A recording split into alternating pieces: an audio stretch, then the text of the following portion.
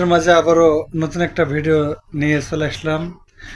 তো প্রিয় ভিউয়ার্স, অবশ্যই দেখবেন ভিডিওটা মনোযোগ সহকারে।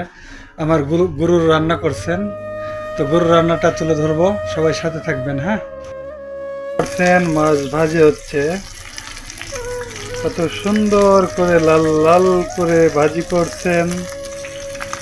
আর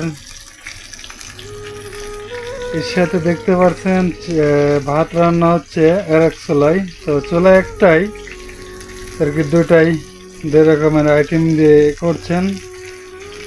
আর এখানে আছে আপনার সিম, আলু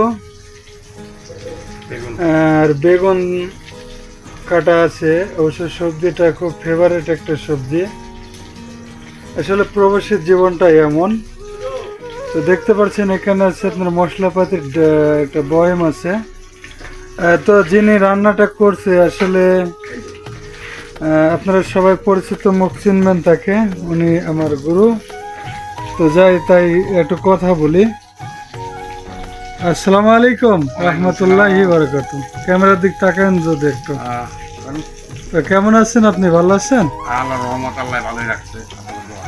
তো দুপুরে খানা কি হয়েছে না হয়নি? হ্যাঁ, ইনশাআল্লাহ হয়েছে, মেসে হয়েছে খানা। তো কেমন আছেন আপনি? আল্লাহ যদি ভালো আছে। যাক, ভালো আছে, অবশ্যই তার জন্য একটু দোয়া করবেন, তিনি যেন সুস্থ থাকেন। আর উনি অনেক ভালো ভালো গান জানে। অবশ্যই যে কোনো একদিন আপনাদের সামনে একটা গান তুলে ধরবো গুরু। তো গুরু এখন একটা ভাব দিবেন, না বাদ দাও না, ছোট্ট ভাব। না না না, কামে ব্যস্ত আছি, তুমি দেখো না পাক নষ্ট হয়ে যাবো নাকি। অবশ্যই বুঝতে পারছেন, তারপরে একটা টান দিতেছে চাইছিল। যদি ঘরের মাল সব লুইটা নিল অচিনা চরে, যদি খালি একটা টান দিতেন একটা করলে। এখন না, টাইম আছে, এখন পাকে ব্যস্ত। আসলে উনি রশিদ সরকারের শিষ্য, উনি অনেক ভালো ভালো গান জানে। ক্যামেরার দিক তাকাবেন গুরু। হ্যাঁ, তো গান শোনাবেন কবে? দিন 4-5 দিন পরে।